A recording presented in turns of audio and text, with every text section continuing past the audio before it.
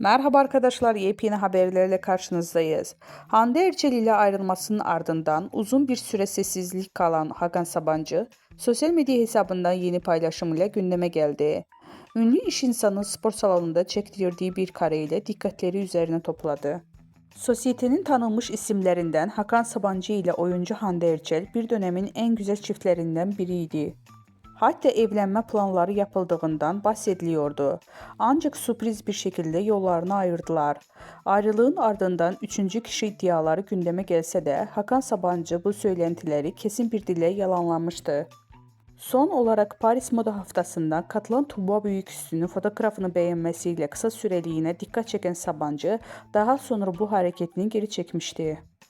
Uzun bir sessizliğin ardından iş insanı Hakan Sabancı Instagram hikayesinde spor salonunda çektirdiği bir fotoğrafla yeniden gündeme geldi. İşte o görüntüleri sizlere sunuyoruz.